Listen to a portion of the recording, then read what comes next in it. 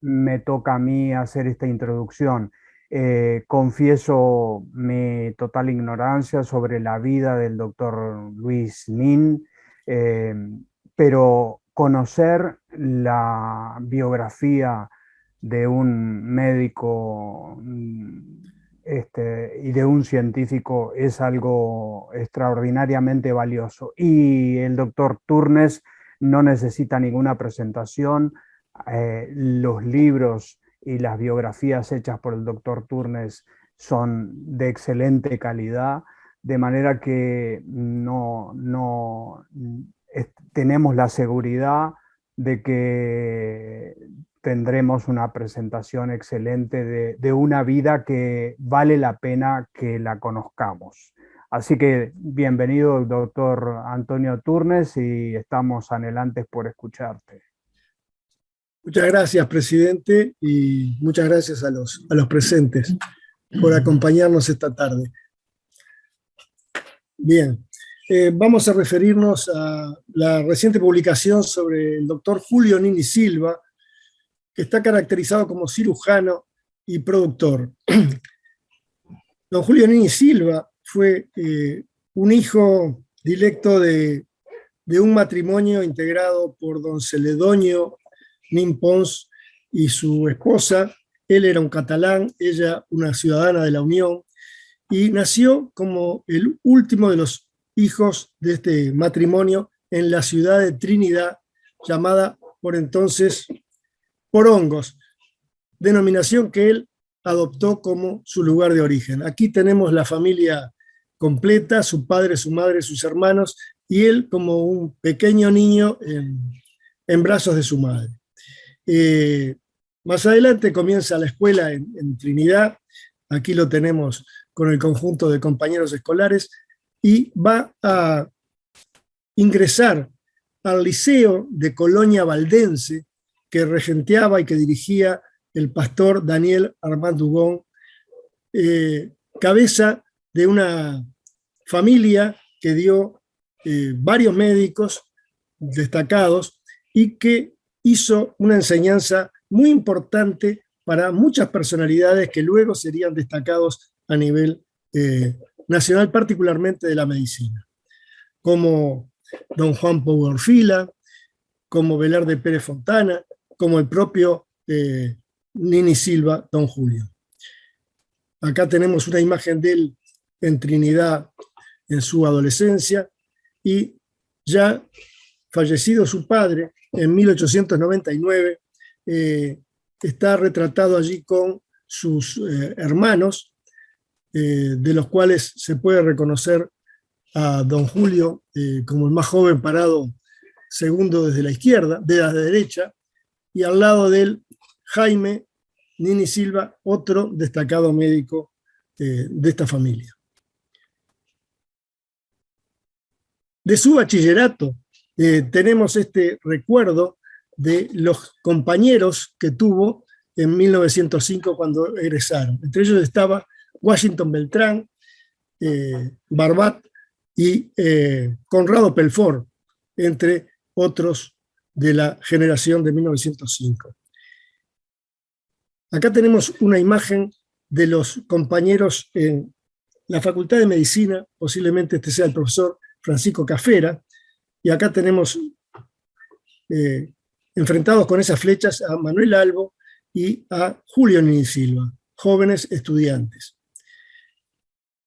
Esta imagen lo representa con su amigo Hugo Daniel Barbagelata, que fue compañero también desde el bachillerato, también oriundo de Porongos, alumno y exégeta de José Enrique Rodó durante su estadía en París. Una larga obra tuvo, además de haber sido alumno de Rodó. Don Julio Nini Silva tuvo grandes maestros.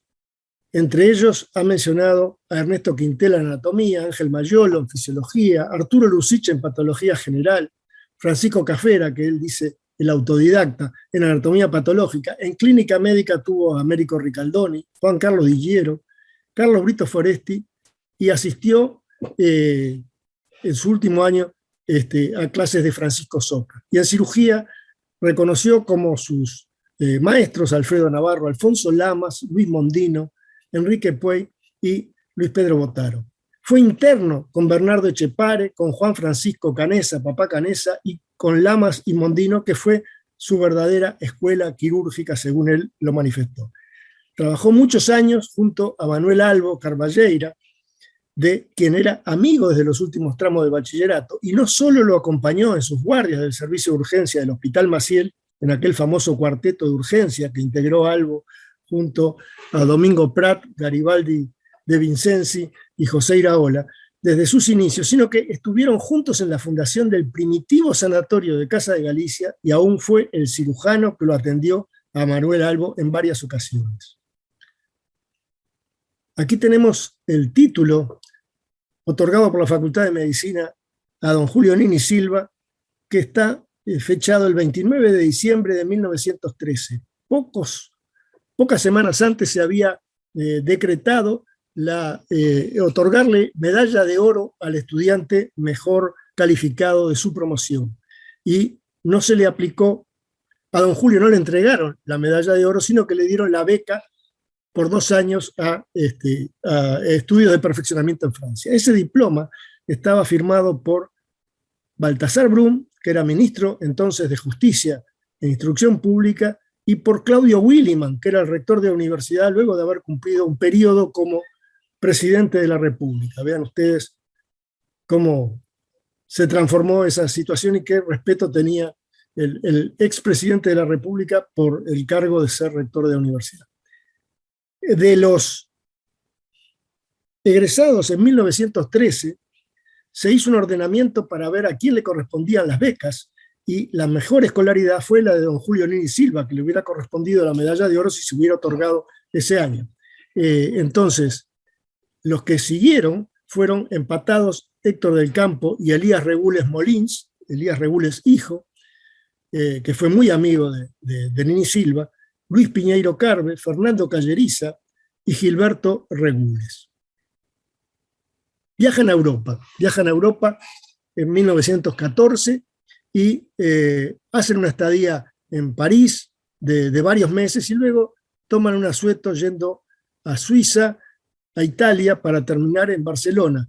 Y aquí lo tenemos en la Plaza San Marcos, en Venecia, Julio Nini Silva y Elías Regules Molins. 2 jóvenes preparándose para el futuro ejercicio de la profesión. Aquí está en Barcelona, en esos años del 14, y allí lo sorprende la Primera Guerra Mundial.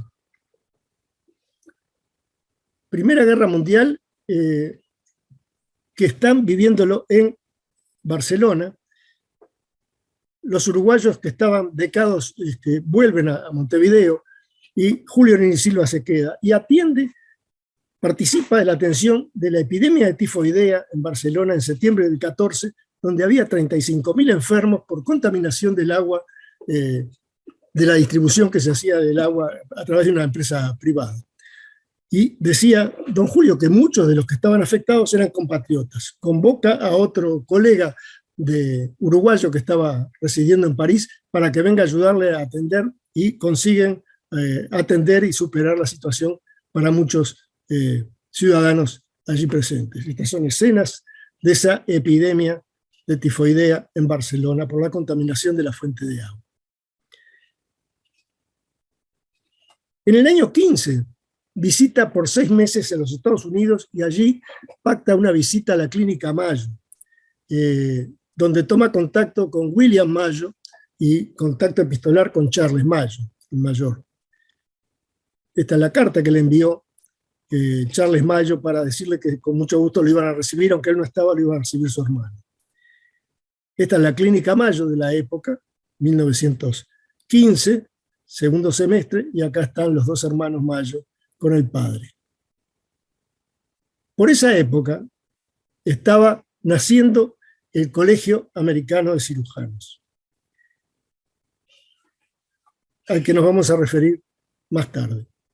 En Barcelona tuvo un contacto estrecho con estas figuras de la medicina de la época, el doctor Bartrina, que había sido asistente en Berlín, con Fargas y Roca, con Salvador Cardenal y Fernández, y con Luisa J. Semper, que muchos años después vendría a Uruguay como un tisiólogo que pasó por aquí y que dejó algunas enseñanzas también.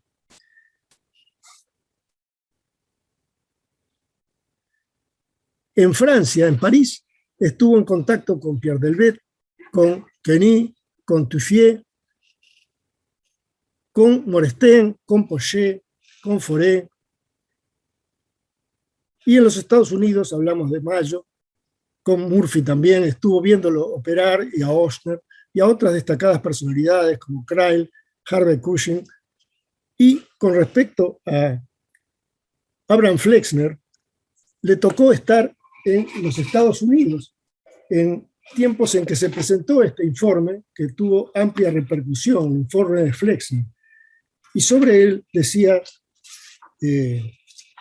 Nini Silva: terminada mi gira por Estados Unidos, que se prolongó por 6 meses, quedé con la impresión del punto de vista científico-médico que contaban con hospitales y centros de investigación magníficos, profesores extraordinarios, organización y orden, deseos intensos de superación y grandes recursos financieros para lograrlo. Pero, junto a esto, anoté que muchos jóvenes colegas tenían preparación cultural y científica escasa, lo que mucho me llamó la atención, y que luego pude explicarlo leyendo el informe del doctor Flexner, director del Instituto Rockefeller sobre la enseñanza médica en los Estados Unidos, quien llegó a la conclusión que de 152 escuelas médicas existentes en esa época en todo el país, solo eran recomendables 25, constatando en las otras serias deficiencias. Este informe produjo gran sensación. Muchos fueron los que acudieron a reclamar orientación al doctor Flexner, quien aconsejó, entre otros, lo siguiente: el full time para los profesores y contratar estos entre los primeros asistentes de los maestros de los grandes centros hospitalarios, Johns Hopkins, Columbia, etc. Buena remuneración para los médicos y viajes pagos de perfeccionamiento anuales por diversas clínicas americanas y extranjeras. En esa misma época y con la misma finalidad se fundó en Chicago por eminentes cirujanos y entre otros los hermanos Mayo, Murphy, Franklin, Martin, Ochsner, Kreil, etc., el Colegio Americano de Cirujanos, que tiende a moralizar y perfeccionar la asistencia médica y quirúrgica, exigiendo para ingresar como fellow un juramento de corrección funcional y una amplia certificada preparación. Esta institución extendió su influencia a toda América, propiciando la instalación de filiales locales, y con esa finalidad me escribió uno de los hermanos Mayo recordando mi pasaje por Rochester, sugiriéndome si sería posible crear una filial uruguaya. Igual invitación dirigió al doctor Puey. Tanto este maestro como yo, previa consulta mía a los doctores Manuel Quintela y Alfonso Lamas, contestamos afirmativamente, y esto motivó la visita realizada a Montevideo por los doctores William Mayo y Franklin Martin, quedando concretada entonces la constitución de la filial uruguaya, con la presidencia del doctor Puey, actuando yo en secretaría. Y como fellow fundadores, los doctores Alfonso Lamas, Luis Mondino, Luis Botaro, Manuel y Ernesto Quintela, Manuel Albo, Eduardo Blanco Acevedo y Juan Povio Orfila. En fin, esto es lo que tiene que ver con la repercusión que tuvo esa visita a los Estados Unidos en lo que hace a la educación médica, al informe Flexner y a la vinculación con el Colegio Americano de Cirujanos. Barcelona, para Julio Nini Silva, fue un hallazgo, un encuentro con las raíces de su padre y de su familia, el origen de los Nin, y el hallazgo del amor de su vida, la señora María Nin Masalles. Y ese conocimiento que tuvo en esos años 14 se prolongaron a través de la correspondencia intensa y culminó en el matrimonio que daría origen a la familia, como veremos más tarde. Aquí tenemos ya en su chacra, en su tambo, en Pando, una visita por el año, cerca del año 39, de un líder catalán, Francesc Macià. Está también la esposa, María Vivó de Nini Silva, la señora que está a la izquierda, y Antonio Grompone, el que fundó el Instituto de Profesores Artigas, en una fotografía que tomó Nini Silva. su vinculación con el tema catalán fue permanente. En ocasión de la inauguración de la plaza de homenaje a Luis Companys, que tiene lugar en el actual Boulevard José Valle Ordóñez y Presidente Oribe, hubo una serie de actividades, entre las cuales un discurso de Nini Silva recordando su estadía en Barcelona y el contacto con el mundo médico de aquel entonces. La dedicación a todo lo catalán fue algo que guió su vida, y acá tenemos la participación de él integrando el Comité de Honor de los Juegos Florales de la Lengua Catalana realizados en Montevideo en el año 63. Allí figuraba en el Comité de Honor, junto con destacadas personalidades del gobierno departamental y nacional, con el ministro de Instrucción Pública, Pibel Devoto, y entre otras figuras, el maestro Pau Casals, el violonchelista famoso, Josep Trueta, el cirujano que vivió luego en Londres, el catalán, y Julio Nini Silva. Y entre los premios que se dieron en aquella ocasión estaba uno dedicado a la memoria de su esposa, que había fallecido en el año 57, un premio María Vivó Masallés de Nini Silva, dotado por el doctor Julio Nini Silva, con el dinero que se expresa allí, al mejor trabajo que resalte la influencia de artistas catalanes en el arte uruguayo. Bien, la vinculación con el mundo catalán se prolongó a través del exilio de los catalanes republicanos que vinieron a estas tierras, entre otros con el doctor Francisco Bergosi Ribalta, que fue un cirujano, que había sido anatomista y médico jefe del ejército republicano en Cataluña, que participó de actividades con el Ministerio de Defensa Nacional en la Escuela de Defensa Civil, y acá está recogido una muestra con médicos uruguayos que en el Hospital Militar hicieron un curso con él. Fue un hombre que colaboró largamente con el doctor Carlos Estallano en su servicio y tuvo un cargo como fellow en la Facultad de Medicina. De aquellos Juegos Florales tenemos esta imagen que recoge a Margarita Xirgu, que es la dama que está al centro, la famosa actriz catalana, intérprete de García Lorca, Justino Zavala Muniz, juntos habían hecho la fundación de la Comedia Nacional, y Bergoz Ribalta, que es el caballero que está a la derecha. Pablo Casals, otra figura del exilio español republicano catalán, que mantuvo vínculos con Julio Nini Silva y dio motivo a su visita a Perpiñán en el año 54, cuando viajó a Europa nuevamente con su esposa y su hija María, que aquí lo vemos visitándolo a Pablo Casals en su casa en Perpiñán. Allí está Julio Nini Silva, el catalán amigo de don Julio, Manuel Serra y Moret, con el que tuvo larga correspondencia, y Pau Casals. Este año se cumplirán en noviembre los 100 años de la fundación del Hospital Pasteur, de la inauguración del Hospital Pasteur. Y en ese hospital, don Julio Nini Silva pasó 37 años de servicio, desde el año 1930 que ingresó hasta el año 1967 en que se retiró, con 80 años de edad. Múltiples muestras de reconocimiento tuvo de esa larga presencia en el Hospital Pasteur.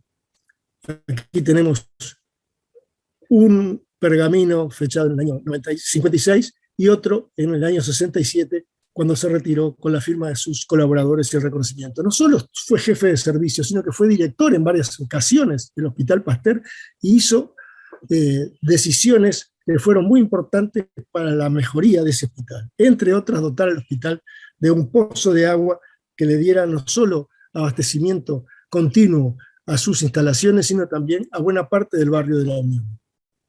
Don Julio Nini Silva fue un verdadero maestro de muchas generaciones de médicos, pero no tuvo el título de profesor y no hizo la carrera docente porque tuvo que dedicarse a su familia y apoyar a su familia, la cual fue un puntal extraordinario. Con motivo de esa designación de profesora de honores de la Facultad de Medicina, recibió los saludos de muchas personalidades médicas, entre los cuales está el primer presidente de la Academia de Medicina, el doctor Eduardo Palma, que dice: saluda con su mayor consideración y afecto a su estimado amigo y maestro, doctor Julio Nini Silva, etc.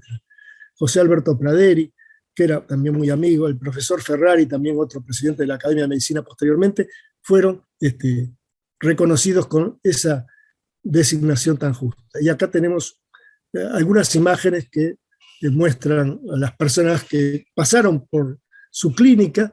Allí tenemos al joven Horacio Gutiérrez Blanco, que es el que está detrás de la cofia de la enfermera de pie atrás. Y esta otra imagen, en la chacra, ya en Santa Lucía, una chacra que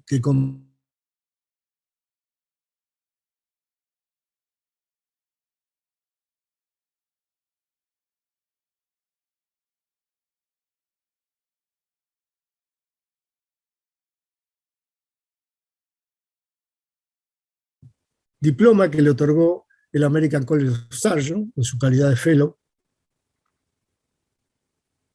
y parte de la correspondencia que mantuvo con el American College of Surgeons. Esto es posterior a la visita que hicieron en el año 23 a Montevideo, una delegación muy importante de cirujanos americanos que le expresaron su agradecimiento por las atenciones recibidas con la firma de decenas de los médicos visitantes. Franklin Martin, el director del American College, mantuvo una larga correspondencia con don Julio Nini Silva, y acá tenemos parte de lo que fue la consulta para integrar los primeros fellows que fueron mencionados anteriormente. Tenemos allí a Alfredo Navarro, Ernesto Tarigo, Eduardo Lorenzo, el urólogo, Carlos Estallano, Justo M. Alonso, Clivio Nario, Luis Urraco, Elías Regules, Luis Pedro Lenguas, Lorenzo Mérola, Eduardo Blanco Acevedo, Prudencio de Pena y Francisco Rubertoni. Esta es una foto dedicada con una broma sobre la similitud de Silva y Silver and Gold. Algunas piezas que tienen que ver con la visita a Montevideo de aquella delegación de cirujanos americanos y los agasajos que se le tributaron, encabezada por Franklin Martin y William Mayo.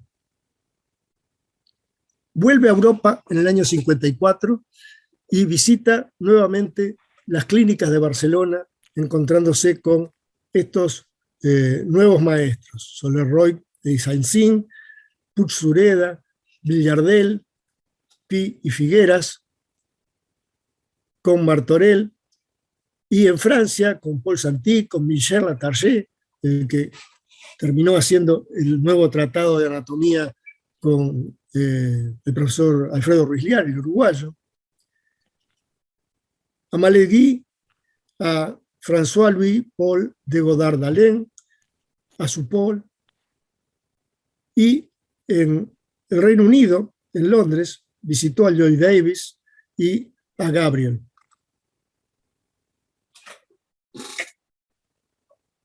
Al celebrar los 50 años de actividad profesional, le hicieron varios agasajos en el Hospital Pasteur, de lo cual da cuenta esta nota publicada en un medio de la capital. Veamos lo que tiene que ver con la fundación de Casa de Galicia. Casa de Galicia se inició en 1918 y tuvo su quinta de salud, donde luego se levantó el sanatorio. Esta es la primitiva construcción que luego fue ampliada, modificada por el año 36. Desde que se fundó hasta el año 36, hasta el 35, hasta noviembre del 35, el director médico de Casa de Galicia fue Manuel Albo y el subdirector fue Julio Nini Silva.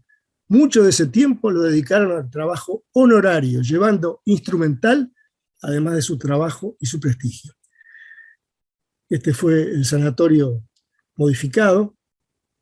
Y Manuel Albo, que fue el gran amigo y compañero de Julio Nin Silva, fue ese hombre que falleció tempranamente en 1935, víctima de una septicemia. Acá tenemos una imagen más temprana de Albo y Julio Nin Silva, que están a la izquierda de la imagen, con algunos dirigentes de Casa de Galicia. Y acá tenemos al fundador de Casa de Galicia, José María Barreiro, y en esa revista aparece la visita de un español destacado, un gallego, Casares Gil, que hizo una visita invitado por Manuel Quintela al Uruguay, y aparecen estas imágenes de Manuel Albo y de don Julio Nin Silva. Esta es una ilustración que muestra a Albo haciendo una locución en ocasión de la visita al Uruguay de Ramón Franco Bamonde, el hermano del dictador, pero en aquella época era el hombre que había cruzado el Atlántico, esto es a fines de los años 26, cruzó el Atlántico en el avión Plus Ultra.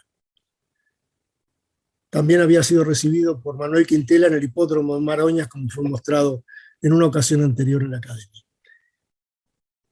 Algunas imágenes de la clínica de Alfonso Lamas.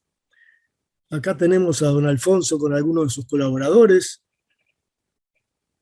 con los alumnos y colaboradores, y con algunos personajes que seguramente darán para investigaciones ulteriores de los que lo deseen hacer. Pero acá tenemos a don Alfonso Lamas en su chacra sobre las costas del arroyo Pando. Varios médicos se dieron cita en ese lugar, entre ellos Alfonso Lamas, Manuel Quintela. Y Alfonso Lamas invitaba periódicamente a su chacra a los colaboradores del servicio, prácticamente todos los fines de semana, para hacer lo que Nin Silva decía, las cuchipandas, que se pasaban haciendo su asado y sus celebraciones bebestibles, a lo cual él participaba solamente con lo que decía Alfonso Lamas, el champán de Julio Nin Silva, que era el agua mineral con burbujas. Acá lo tenemos representado por Manuel Albo, Mateo Legnani, el médico de Santa Lucía, que fue además de gran médico, un gran legislador, Alfonso Lamas, y otras imágenes que lo ven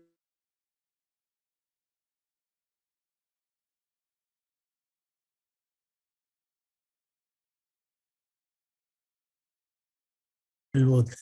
Alguna correspondencia que está guardada en el Departamento de Historia de la Medicina, que fue cedida por la familia de don Julio Nin Silva, que muestra la correspondencia de Manuel Albo desde Europa, cuando viajó nuevamente en 1928, contándole lo que encontraba de novedades en los servicios que había visitado, tanto en Italia como en Francia. Algunas de las figuras que tuvieron influencia en la formación de Julio Nin Silva, Alfonso Lamas en la clínica quirúrgica, como mencionamos, Ernesto Quintela, que era el profesor de anatomía, y Carlos Neri, que le dio trabajo en la escuela de enfermería que había fundado y en los comienzos pudo impartir enseñanza para la formación de enfermeras profesionales. En 1920 forma su familia, y forma su familia trayendo a la novia que había hecho en Barcelona, María Vivó Masallés, a la madre, al hermano de la novia y a la hermana, todos los cuales pasaron a vivir en Montevideo. Al año siguiente hace construir esta casa, un verdadero petit hotel, en la calle Rivera y Boulevard Artigas, que tiene la firma del arquitecto Genovese, que había participado en el concurso para la edificación del edificio central del Banco República,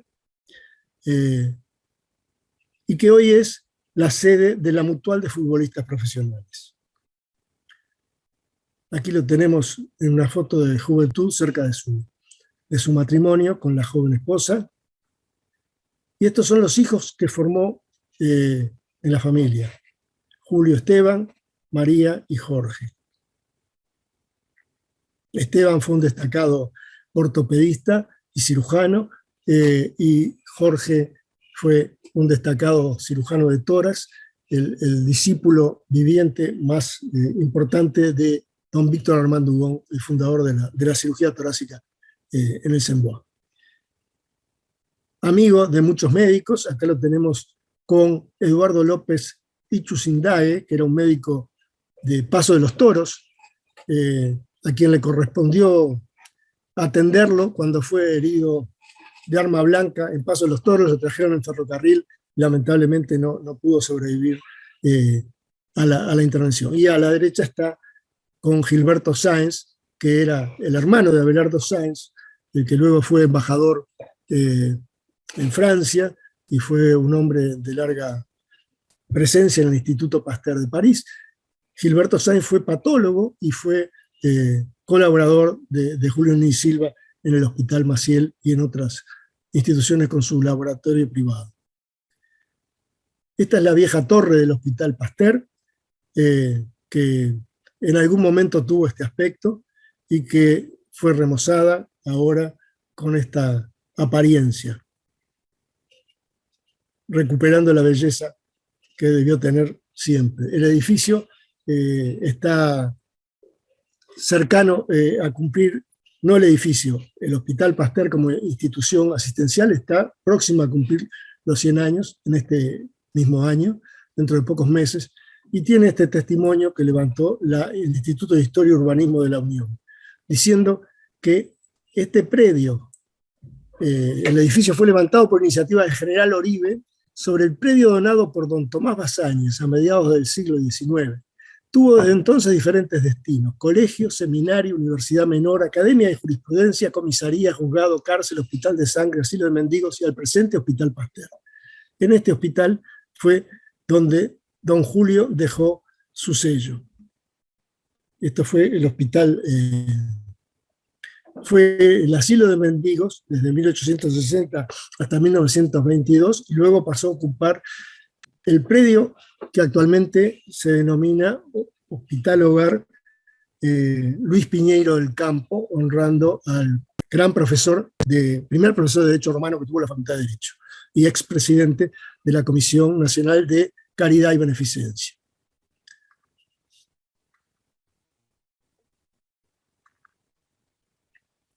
Llegó el momento del retiro y en el año 67 se juntaron todas las figuras que allí aparecen en la clínica. Están a la izquierda Jorge y Esteban Ninvibó, don Julio parado y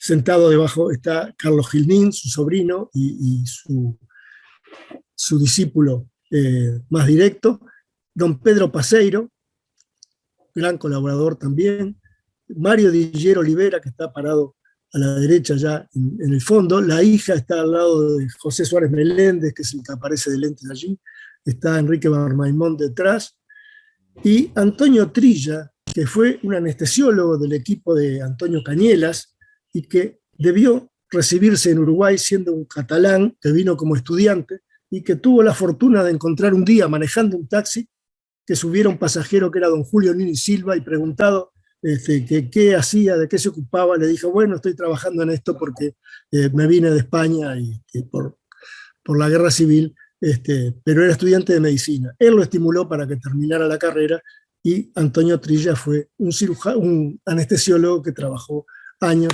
también en el Hospital Sembois. Aquí lo tenemos con el doctor Romeo Colombo, que fue su colaborador en la clínica del Pasteur, el colaborador que tuvo por más tiempo junto con Carlos Ingil. Fue un productor lechero ejemplar desde 1924, y en esto no solo fue un productor, sino que también fue un líder en el desarrollo comunitario. Ayudó a que en sus predios, o alrededor de sus predios, los otros productores pudieran disponer de caminos, de puentes, y encabezó comisiones para hacer las gestiones y reunir fondos para estas provisiones. Desde muy temprano se ocupó de la calidad de la leche como alimento para los niños. Y esto tuvo mucho que ver con la mejoría de las condiciones del abastecimiento de leche a la población, que durante muchos años se había hecho a través de tambos que tenían poca calidad higiénica. En su establecimiento, este es el de Santa Lucía, que fue el mayor, un predio de unas 800 hectáreas con una gran población de ganado lechero de primera calidad, se preocupó no solo de mantener un rodeo de buenas condiciones, sino además procesar el producto con lo que la tecnología de la época le permitía, enfriando la leche y derivándola a las usinas en forma adecuada desde el punto de vista higiénico, lo cual mereció el reconocimiento de la CONAPROLE, de la cual fue fundador, y esto es un testimonio que le entregaron al cumplir los 90 años, que dice: al doctor Julio Nini Silva, médico ilustre, ciudadano ejemplar, decano de los productores de leche en su 90º aniversario. Esto fue el 3 de agosto de 1977. Las inquietudes de Nini Silva por conocer sobre temas de la agropecuaria fueron permanentes y se ubicó respecto de ellas como lo hacía respecto de la medicina, estudiando y aprendiendo permanentemente. Y tuvo contacto con personalidades muy distinguidas como Alberto Buerger, que fue un científico fitotécnico alemán, que trabajó desde 1912 en Uruguay y que fundó la estanzuela, lo que hoy es INIA, en el departamento de Colonia, en Colonia del Sacramento, que le dedicó una de sus publicaciones, un testimonio de sincero aprecio, dice allí. Un reconocimiento de la cooperativa de tamberos de la zona de Rosario, en la República Argentina, que vinieron a visitar su establecimiento, que era considerado un establecimiento modelo por las características higiénicas y sanitarias que tenía, así como el tratamiento que hacía de su personal, que prefería trabajar en su establecimiento por la calidad del tratamiento que recibía. Don Julio Nini Silva fue el primero que inició la tuberculinización del ganado lechero, de las terneras, para prevenir la tuberculosis bovina y transmitida a través de la leche. Esto se dejó de hacer durante muchos años y actualmente están volviendo a retomar esta línea, que él tenía correspondencia permanente con Calmet y por ahí empezó ya en los tempranos años 24 y demás, a hacer la tuberculinización del ganado. Aquí lo tenemos con una de sus terneras, a la que le hacía unas marcas en las orejas para diferenciarlas de las generaciones, de acuerdo al código que comprendía él y el personal. Y acá lo tenemos con su vestido de paisano en ocasión de la visita de algunos líderes republicanos catalanes, junto a su esposa en la madurez, en la chacra de Santa Lucía. Y con motivo de su retiro tuvo ocasión un homenaje nacional. Por resolución del Poder Ejecutivo del presidente Óscar Diego Gestido y el ministro Giannicelli de Salud Pública, se dispuso un homenaje nacional al doctor Julio Nini Silva, resultando que el citado profesional ha tenido una descollante actuación en los importantes cargos que desempeñó durante un lapso de 37 años de trabajos ininterrumpidos en la institución, en el que además de la tarea asistencial cumplida con total dedicación e indiscutible eficiencia técnica, desarrolló una destacada labor docente en la Facultad de Medicina. Y por eso le hicieron un homenaje que se tradujo en un reconocimiento en el Ministerio de Salud Pública. Acá tenemos al profesor Giannicelli haciendo uso de la palabra como ministro. Está también el profesor Abel Chiflet por la Facultad de Medicina y el doctor Saibal Artigas, que era entonces el director del Hospital Pasteur, y don Julio sentado al centro. Dos publicaciones señeras, una sobre cáncer de laringe, hecha por el doctor Félix Leborne Fosemale, y otra sobre el diagnóstico radiológico de la mama, por Raúl Leborne Fosemale, los dos hermanos Leborne, le fueron dedicadas. Félix Leborne fue el padre de dos académicos, Félix y José Honorio Leborne, y Raúl Leborne, el más joven, que se dedicó al tema de la mama.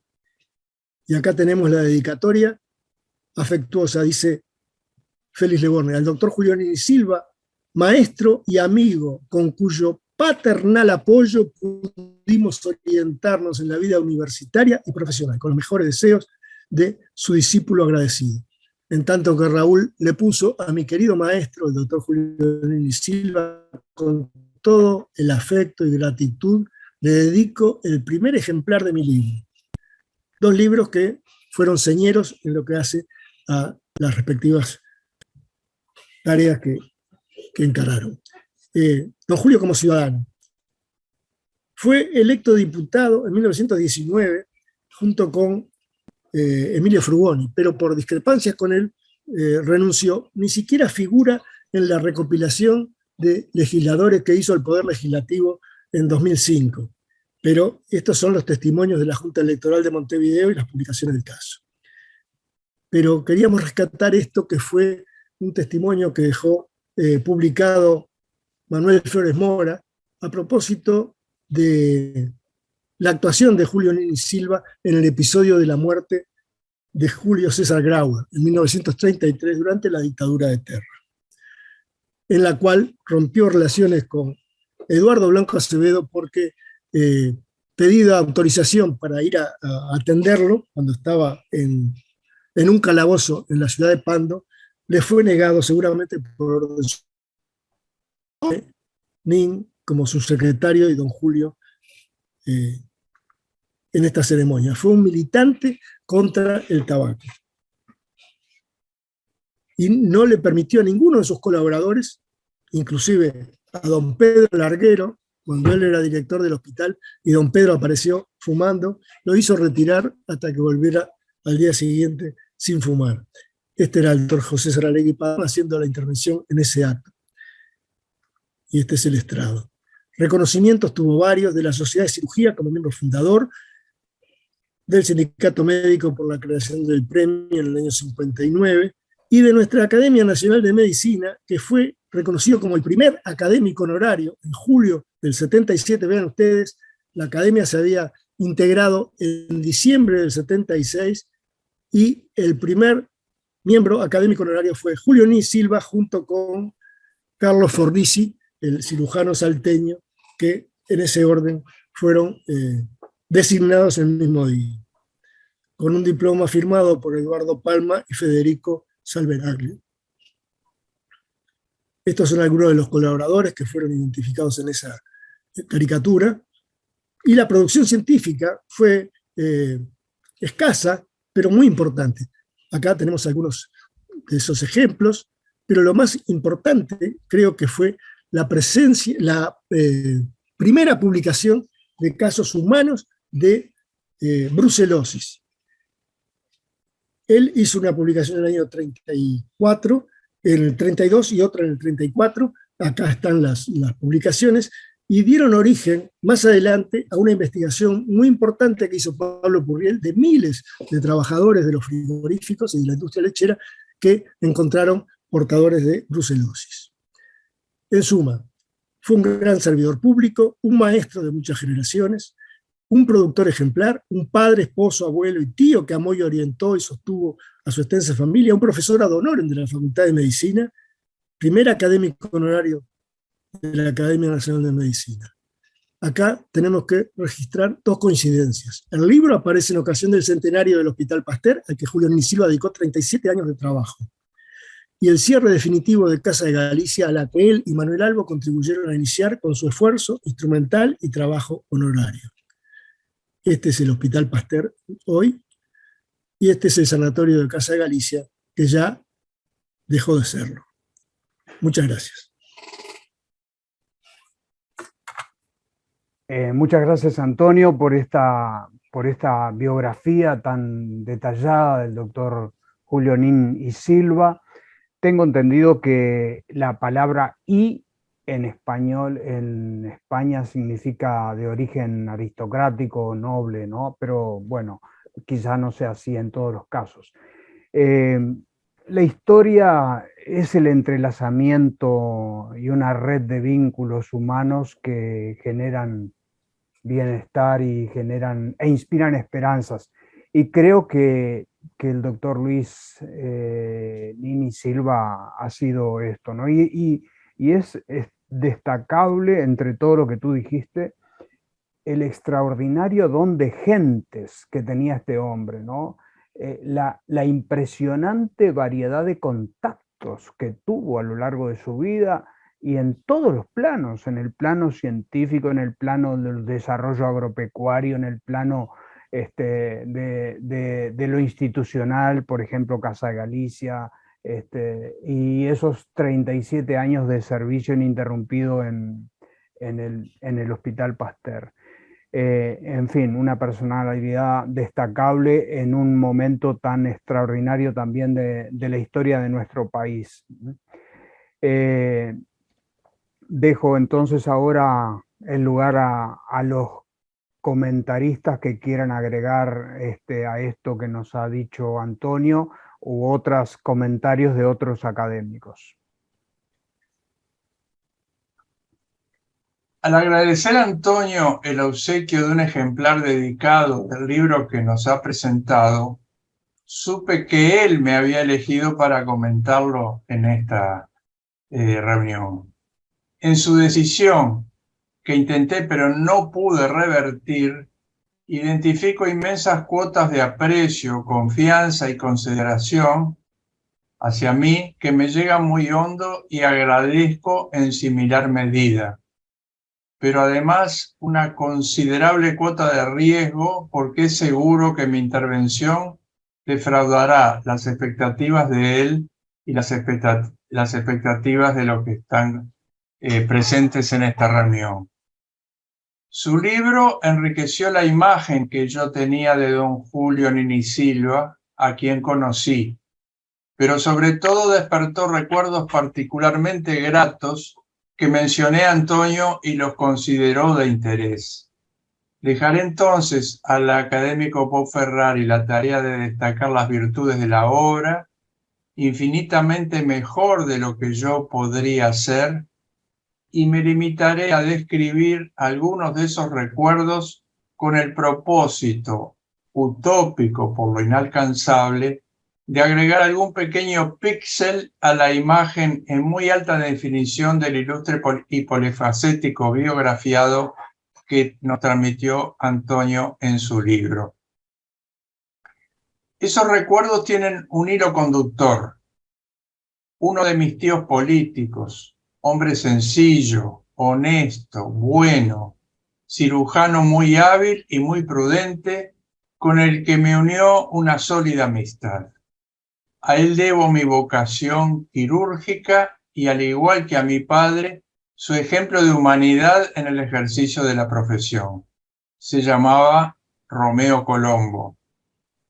En su casa, con frecuencia, se mencionaba respetuosamente a una persona cuyo apellido me sonaba como una sola palabra, Nini Silva, todo junto.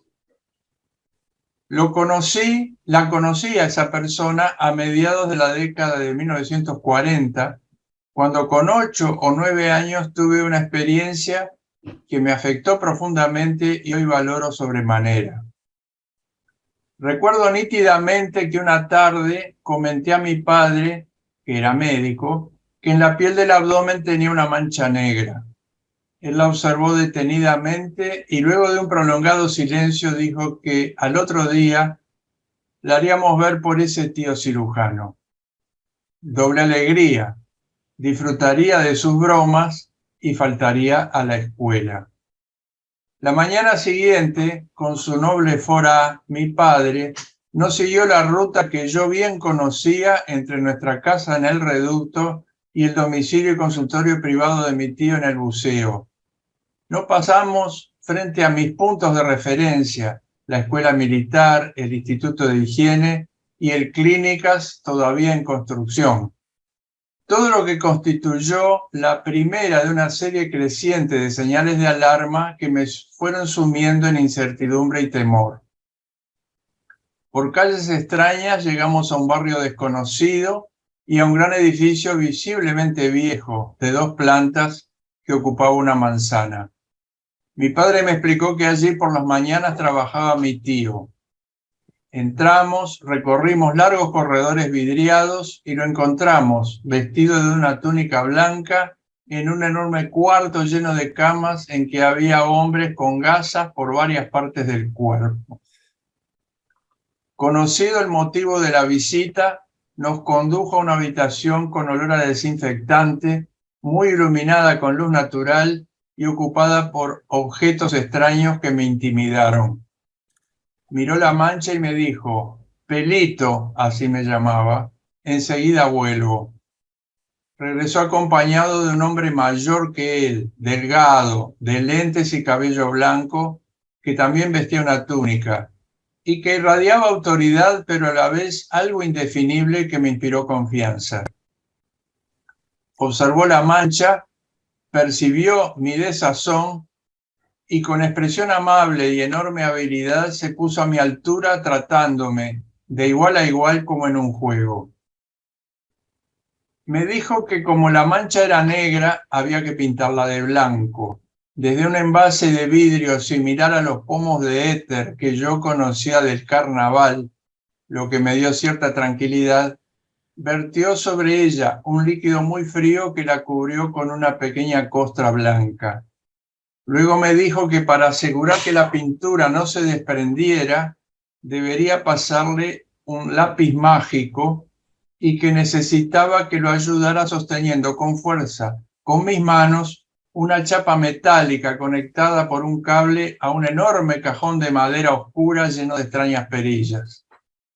Activó una llave que lo hizo zumbar y entre el lápiz, también conectado por un cable al cajón, y la mancha, comenzaron a saltar chispas azuladas acompañadas de un ruido crepitante, de un humo también azulado y de un olor particular que años después supe que era a ozono y a piel quemada.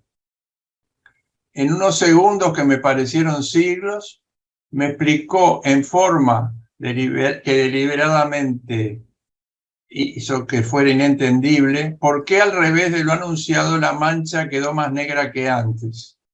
Y entonces elogió mi colaboración y buen comportamiento, me dio un formal y algo cómplice apretón de manos, habló con mi padre y se fue. Al abandonar el edificio, comencé a recuperar la calma y la recuperé completamente en una confitería cercana donde mi padre me premió con unos deliciosos sándwiches y una gaseosa limón. Como en algunas películas, enumero al final los créditos de este relato. El barrio era La Unión y el edificio el Hospital Pasteur. El cirujano era el profesor don Julio Nini Silva.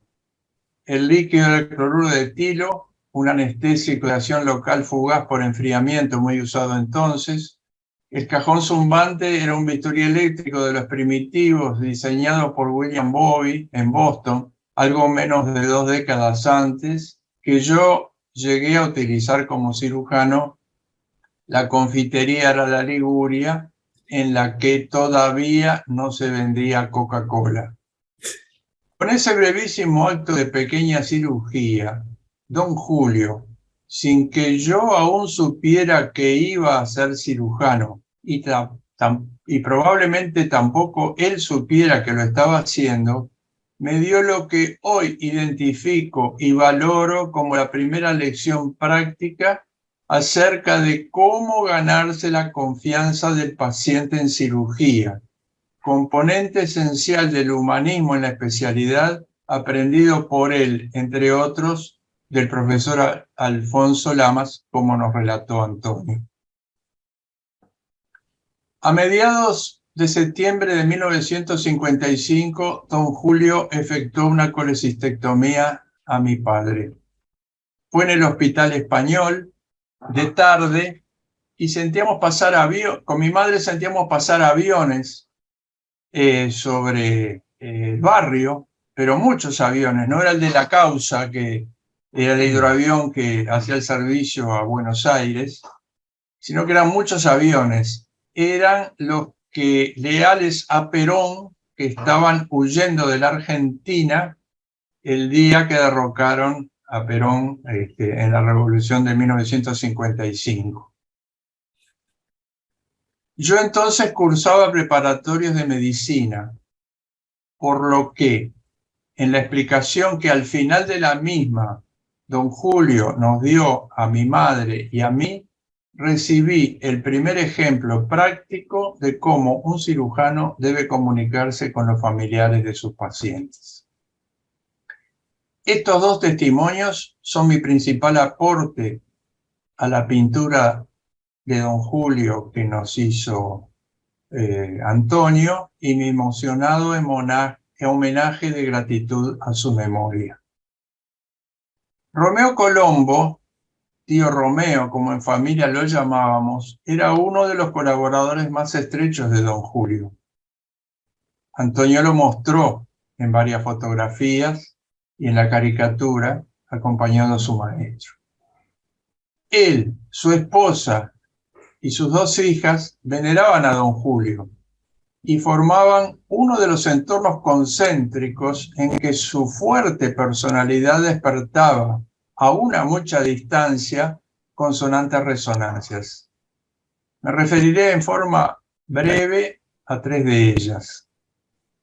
Un crudo día de invierno, en una corta visita a la casa de mi tío en el buceo, observé que a pesar del frío las ventanas orientadas hacia la playa estaban abiertas de par en par, que mi tía y mis primas estaban llamativamente pálidas y que las dos últimas masticaban chicles. ¿Qué había pasado? Se habían enterado que don Julio estaba por llegar para hacer un trabajo con mi tío y, sabedoras de que detestaba el maquillaje, habían corrido a quitárselo adquiriendo ese aspecto anémico.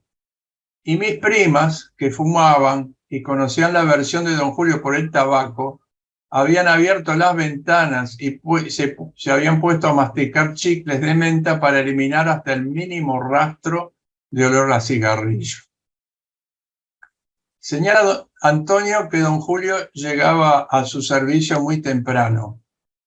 Para estar en el hospital antes que su jefe, mi tío se levantaba de madrugada y se vestía en la oscuridad para no despertar a su esposa e hijas, pero calzaba 46 y tropezaba con las patas del mobiliario, produciendo ruidos que lograban el efecto exactamente opuesto al deseado, lo que era objeto de constantes bromas en las reuniones familiares. Cuando ya la nueva escuela universitaria de enfermería estaba en funcionamiento, se estableció una suerte de competencia o rivalidad entre sus egresadas y las de la Carlos Neri. Don Julio, que era partidario de esta última y confiaba en mi tío, influyó para que lo nombraran director honorario de ella. Su esposa, mi tía, era una buena persona, pero bastante ingenua. Desconocía el escenario de esa competencia y por lealtad a su marido incondicionalmente tomó partido por la Carlos Neri, con su paradigma de enfermera tipo Florencia Nightingale, con túnicas de brin almidonadas, entrenadas en un régimen de internado monjil. Además, ella pensaba que yo cursaría la parte clínica de mi carrera en el Hospital Pasteur y cirugía en el servicio de don Julio. Pero yo elegí cursar en el Hospital de Clínicas y ella no logró cambiar mi decisión. Entonces, sin duda llevada por sus prejuicios y por el gran cariño que me tenía, tal vez pensando en que todavía podía convencerme, usó su último argumento. Me dijo, bueno, anda a Clínicas, pero tené mucho cuidado con las enfermeras, porque todas son unas, aquí uso una palabra muy gruesa, que para enloquecer a los jóvenes estudiantes usan túnicas de acrocel semitransparentes que se ajustan a sus cuerpos. Era el año 1959. Deseo terminar afirmando como reconocimiento a Antonio por su obra que él es un valioso autor de amplio espectro y que los datos de sus portentosos archivos y prodigiosa memoria, a la vez que sólidas raíces de sus obras, son temibles competidores de las grandes bibliotecas y de Internet. Y deseo también elogiar su nuevo libro, en el que se repiten perfeccionadas las características singulares y los méritos de su gigantesca producción, reflejo de su sorprendente capacidad para identificar y llenar vacíos temáticos en la historia, no solamente nuestra y no solamente médica. Muchas gracias a él, a ustedes por su paciencia y tolerancia por excederme del tiempo asignado. Le damos la palabra al doctor Ricardo Pou.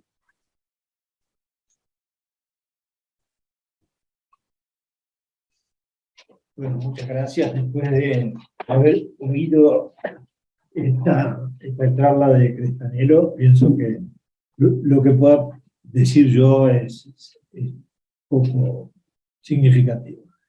Debo agradecer y felicitar al amigo Antonio Turnes. Realmente este es un libro que he disfrutado enormemente. Quizá el que más he disfrutado de sus múltiples obras.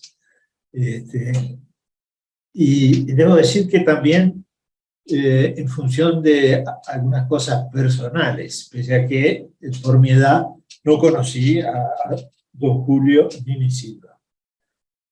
Como él, yo solo circunstancialmente nací en Montevideo, pero viví en Porongos entre el mes de edad y los 15 años. Así que ambos somos porongueros. En segundo lugar, Turnes retrata su biografía en el contexto de la época y de la tradición, y sobre todo de la estirpe catalana.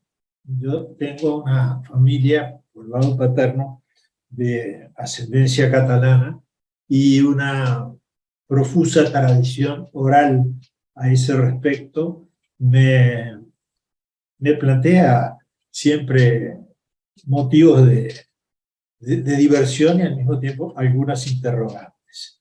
Esta rigurosa, este riguroso estudio que ha hecho de Cataluña como preámbulo, Turnes, me ha sacado algunas de esas dudas. Y me muestra cómo la historia geopolítica de Cataluña fue larga y compleja. No fue siempre española, no fue siempre gobernada por los mismos regímenes, etc. Y que sucesivas etapas marcan modificaciones, tanto en su territorio, en sus formas de gobierno, como incluso en su lengua, el catalán. El catalán más antiguo que se habla hoy es el menorquín. Es un dato interesante. Hubo al menos 4 factores que determinaron inestabilidad sociopolítica en Cataluña. Las famosas guerras carlistas, que no en forma continua, duraron desde 1833, la primera, hasta 1876, la finalización de la tercera.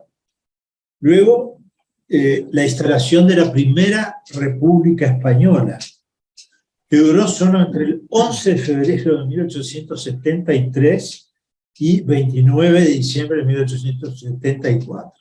Por esta razón yo estoy hablando acá hoy en Montevideo y no estoy quizá en Barcelona, porque mi bisabuelo y sus hermanos huyeron porque eran republicanos de Cataluña. Y finalmente el independentismo o separatismo catalán, que es manifiesto, que es hasta cómico si se lo quiere ver así.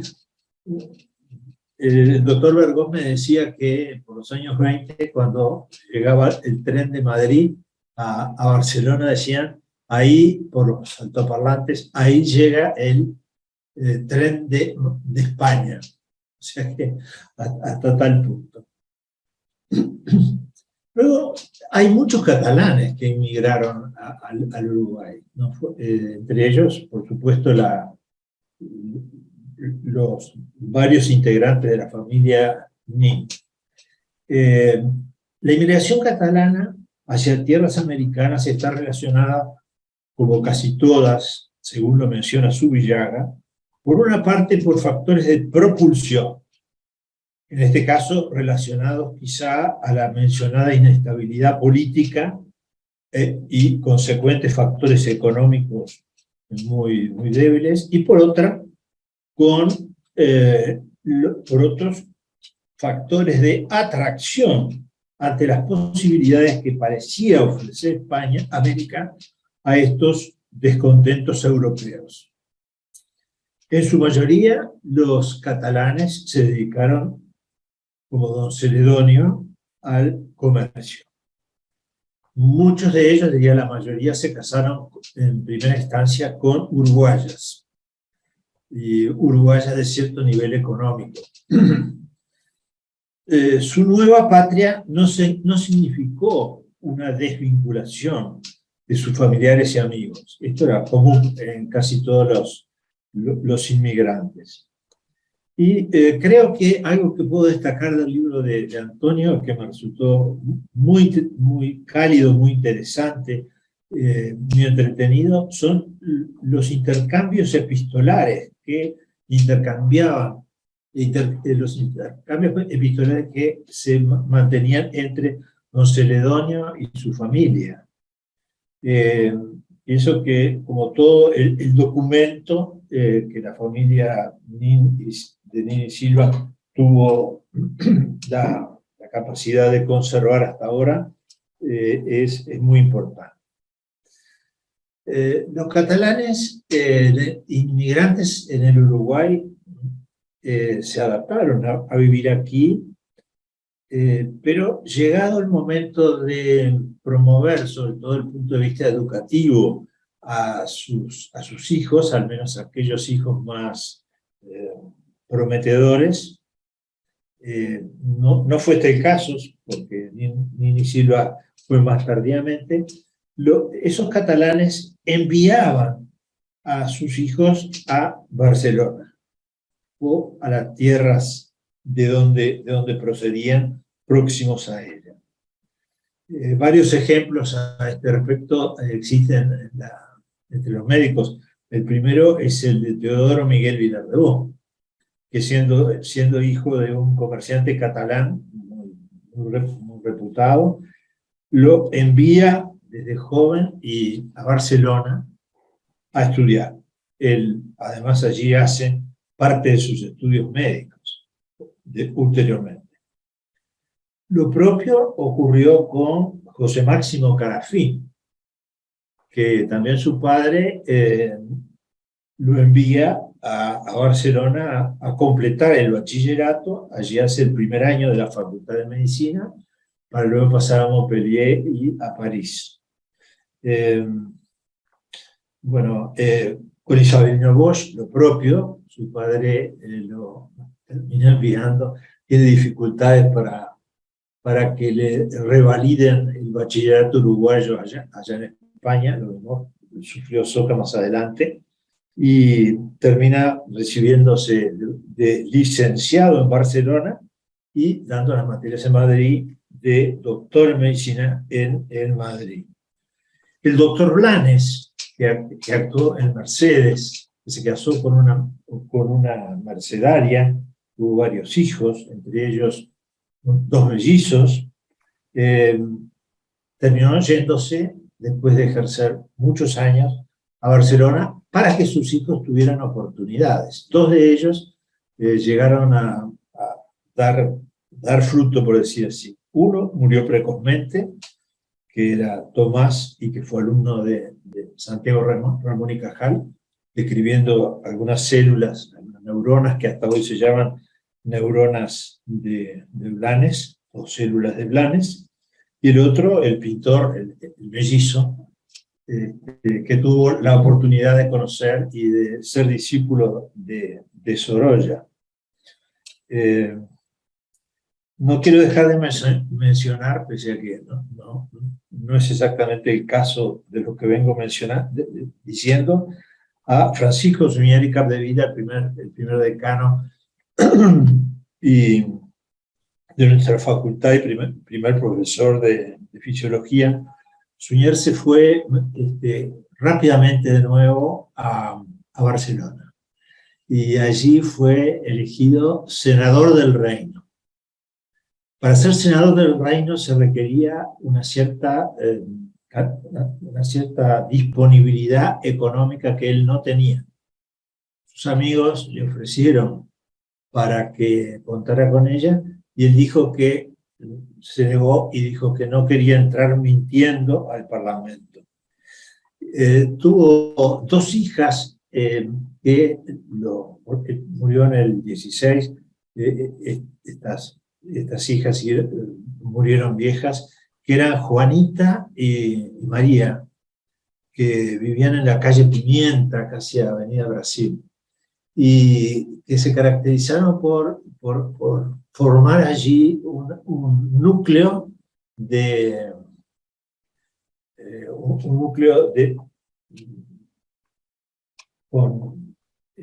se hacía conferencias, una especie de tertulia, ¿no? Conferencias, conciertos, y sobre todo les dieron cobijo a los republicanos de la Segunda República que estaban en el exilio, varios casos.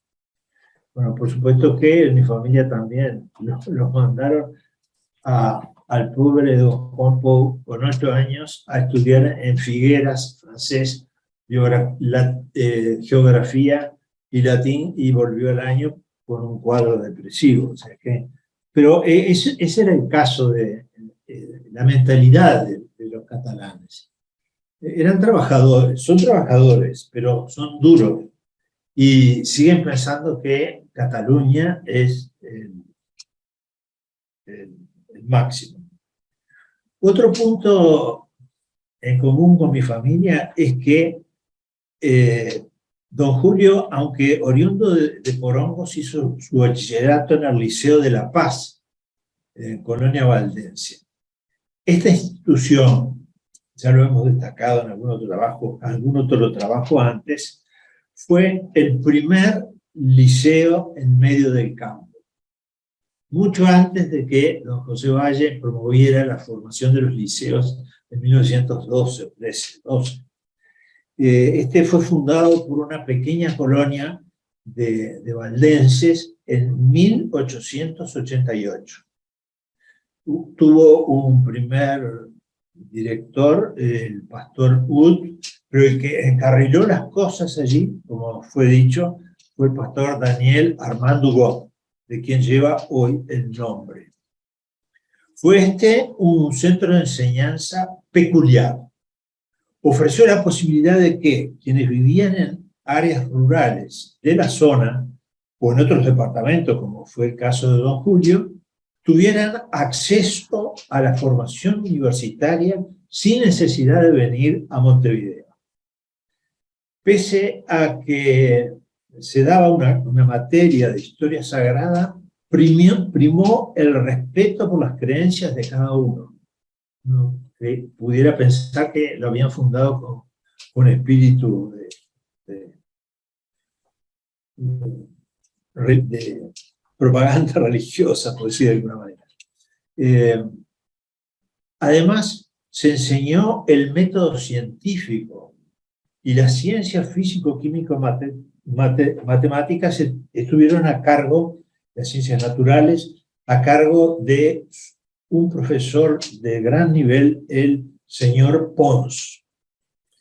Otro elemento interesante de este liceo, verdadero experimento pedagógico, fue que, a falta de un internado para los que vivían lejos, los estudiantes, pagando una pequeña pensión, vivían en casas de los vecinos y de sus propios profesores.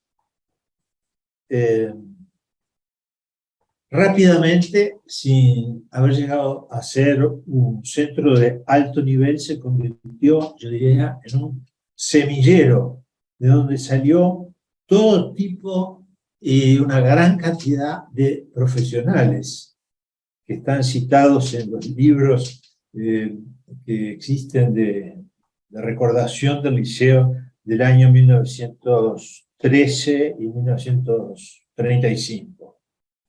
Mi abuelo y sus hermanos también concurrieron allí. Y probablemente algunas de ellas eran mujeres y terminaron siendo maestras, y fueron conocidas de los NIN, porque hubieron otros NIN que también actuaron como estudiantes y como profesores en este liceo. Finalmente, también cierta coincidencia que quiero destacar, y es que al egresar, como fue dicho, de Europa, al egresar de la facultad en 1913, en virtud de las altas calificaciones que había recibido, se le da esa beca para estudiar primero en Europa. Va a París, pero debido quizá a la situación que se respiraba, viaja conjuntamente con Ruperto Borrás, hermano de un médico, no, perdón, con Ruperto Borrás, hermano de un ingeniero agrónomo que también había viajado a París con una beca, y, como fue dicho, permanecieron en calidad de ayudantes a raíz de esas epidemias en Barcelona. Pero lo más interesante es que luego se desplaza a Norteamérica, y que allí hace contacto con la Clínica Mayo. Como destaca muy bien Wilson en el estudio que hace de este tema, el primer uruguayo que visitó la Clínica Mayo, y quizá esta es la razón por la cual lo hizo Nini Silva, fue Manuel Albo en 1910.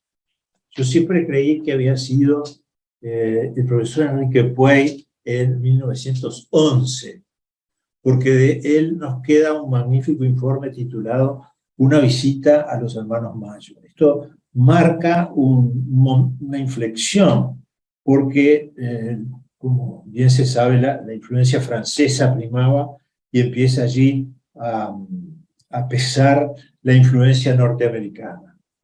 Y lo interesante de esa política de acercamiento, en realidad, de los Estados Unidos a Sudamérica, dentro de la cual estuvieron las visitas de los miembros de la American College of Surgeons a Sudamérica, pasando por el canal de Panamá. Y fueron dos en 1920 y la tercera en el 21, y allí, como fue dicho, se culminó con la creación del comité presidido por Puey y con Horacio García Lagos, y como secretario por don Julio Nin y Silva. Creo que, bueno, luego, por supuesto, esto prosperó, fueron muchos los que visitaron los Estados Unidos, algunos subieron en ese barco en 1923, que traía 200 cirujanos norteamericanos a bordo. El barco era el Van Dyck, que visitaron Buenos Aires, Montevideo, Río de Janeiro. Allí iban juntando distintos fellows sudamericanos, y a bordo se desarrollaban congresos. Era un congreso flotante. Y finalmente los sudamericanos, bueno, se les organizó una visita por todos los Estados Unidos. Yo no conocía mucho de la figura de don Julio Nin y Silva. Aprovecho a decir que el I no es una partícula nobiliaria. Es más, esto está legislado actualmente en España, que se puede o no usar los catalanes usaban la I latina. Era una manera de expresar, separar los dos apellidos, pero no un rasgo, no un carácter nobiliario. Y otra cosa fantástica es ese catalanismo mantenido, en el caso de don Julio, porque era casado con otra catalana, que se relacionó al Casar Catalán, que todavía existe, que es una organización para promover las relaciones, las tradiciones, supongo que también el conocimiento del catalán, y esas reuniones artísticas, poéticas que cada tanto se hacían.